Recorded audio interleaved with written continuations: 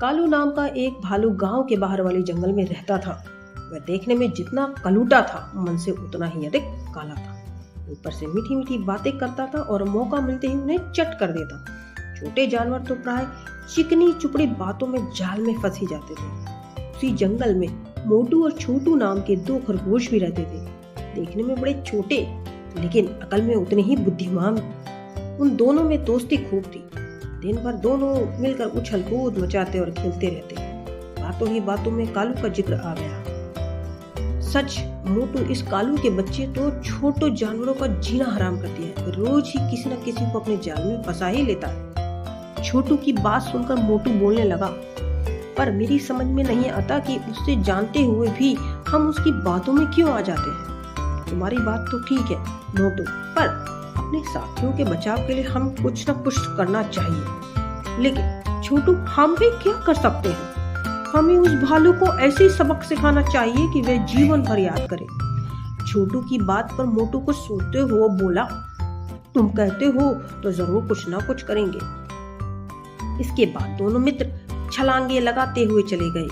एक पेड़ के नीचे बैठा सुस्ता रहे थे, तभी कालू की आवाज उनके कान में पड़ी। उस समय दोनों ने सोचा कि वे भागने की कोशिश करें तो शायद कालू भालू उन्हें दबोच ले। इसलिए वह बातें बनाते हुए बोला, अरे कालू दादा, आप यहाँ घूम रहे हो?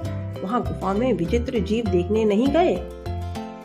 और नहीं तो क्या आज जंगल में कोने वाली गुफा में जाने कहां से एक विचित्र जीव आ गया है। उसका शरीर सांप जैसा लगता है, मुंह शेर जैसा और पूंछ अंगूर जैसी, लंगूर जैसी। सभी जानवर उसी को देखने गए। अच्छा, तो मुझे भी वहां अवश्य जाना चाहिए, कालू भालू बोला। कालू भालू वास्तव में यही उनकी बातों में आ गया। वह उन्हें फांसने की बात भूलकर गुफा में आए विचित्र जानवर को देखने के लिए मुड़ने लगा। तभी छोटू ने आवाज लगाई, कालू दादा, तुम्हें याद है ना कि उस विचित्र जानवर का मुंह शेर जैसा है। उसका मुंह देखकर डर मत जाना। आप ध्यान से गुफा में घुसकर उसे अच्छी तरह से देखना, बड़ा आनंद आएगा।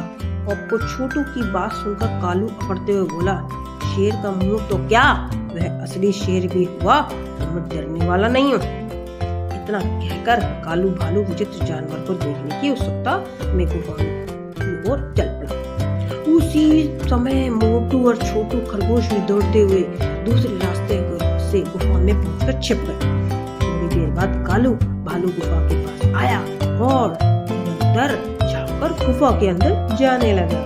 सामने से ही शेर का मुंह देखकर वह मन ही मन सोचने लगा कि वास्तव में ही वह विचित्र जानवर बिना किसी झिझक के अंदर जाने लगा। और कुछ देर बाद कालू भालू फिर तापड़ता गुफा से बाहर की ओर दौड़ता आ रहा था। बेचारे के शरीर में कई जगह गहरे घाव हो गए। जानवर बिना किसी झिझक के वह अंदर जाने लगा। कहो कालू दादा, देख लिया विचित्र जानवर? छोटू ने पूछा तो मोटू भी बोल पड़ा, अब तक तो तुम बातों में फंसाकर छोटे जानवरों को मारते थे, आज तुम ही खुद ही जाल में फंस गए। कालू भालू की दोनों टांगे इतनी बुरी तरह घायल हो गई थी कि अब वह ठीक से चलने लायक भी नहीं रहा था। असल में जंगल के कोने वाली गुफा में कुछ समय पहले ही शेर रहने लगा था। कालू भालू को इसकी जानकारी नहीं थी। उसी का लाभ उठाकर मोटू और छोटू खरगोश